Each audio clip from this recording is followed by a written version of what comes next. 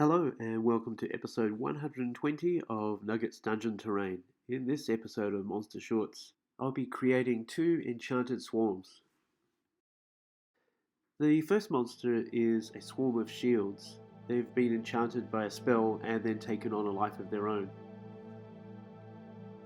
Here I'm making the base to which I will later attach the shields. It's basically a sausage shape with a wider bottom that I'm going to twist around.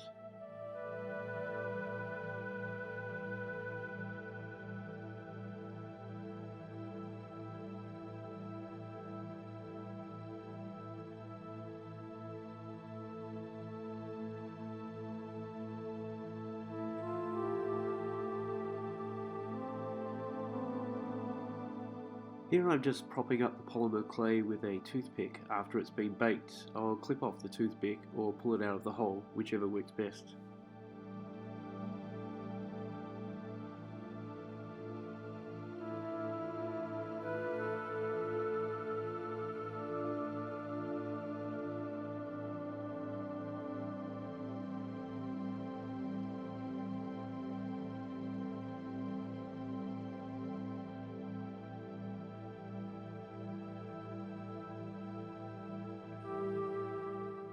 Here the clay's been baked for about 45 minutes at 120 degrees Celsius.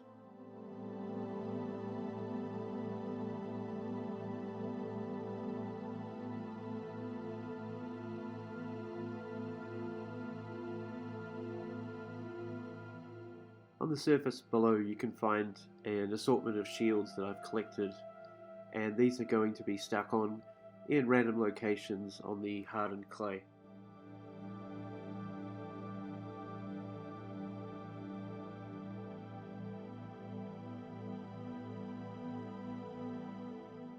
Every single shield has a different shape or pattern, but I still tried to make sure that anything fairly similar didn't get stuck next to anything else the same.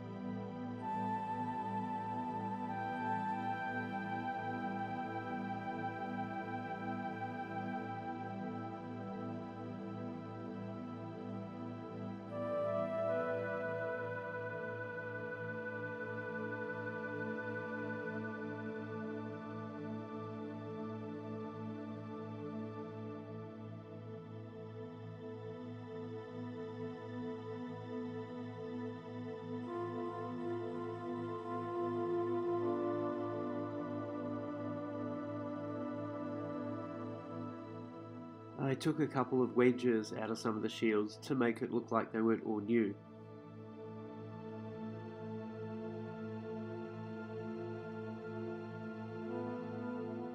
Some of the round shields were cut into two parts so that they could come out on a different angle from the base.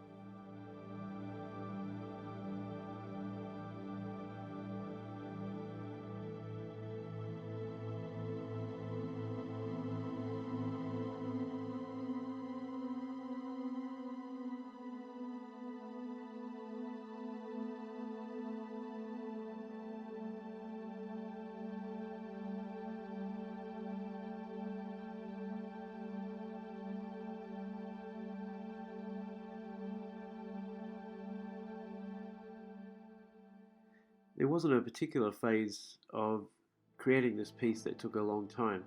Painting is definitely an example of this. I painted the whole thing black and then brushed over it lightly with a dark silver metallic paint.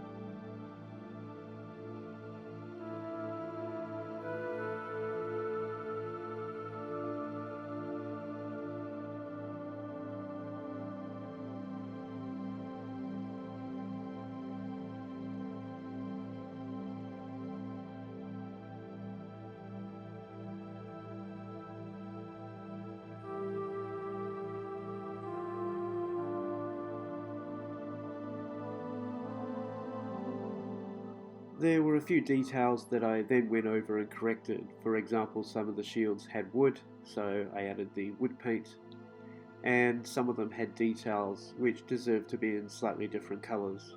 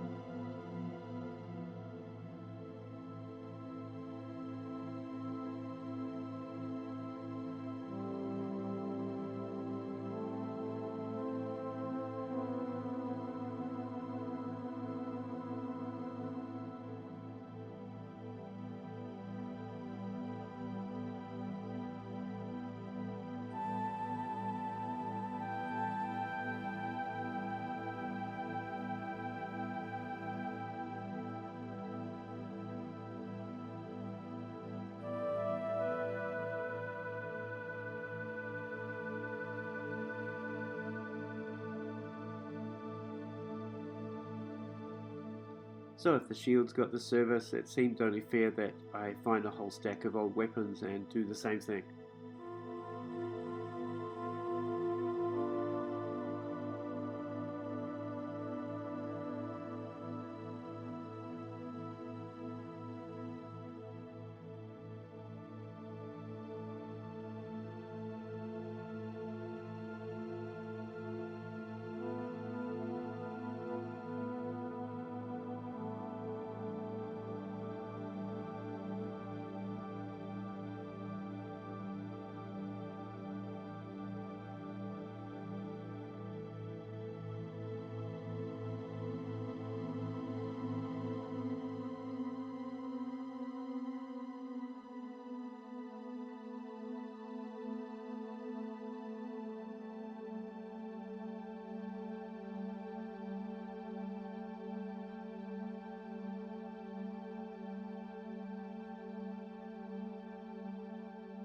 I learned from trying to get the paintbrush around the shields to paint the base black first before I attach the other items.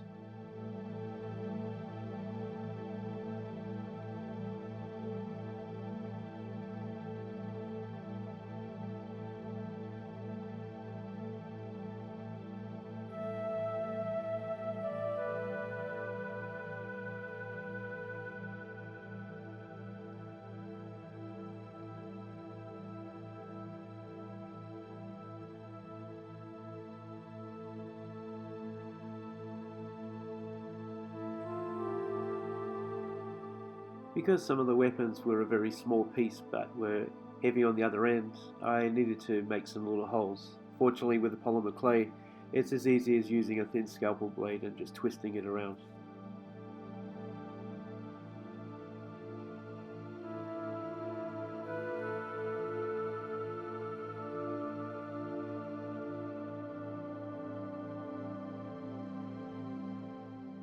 I then dabbed some artist gel to the areas on the base in between the different weapons. This needed to have a kind of a rippled effect so that I could pick out the highlights with the light blue later.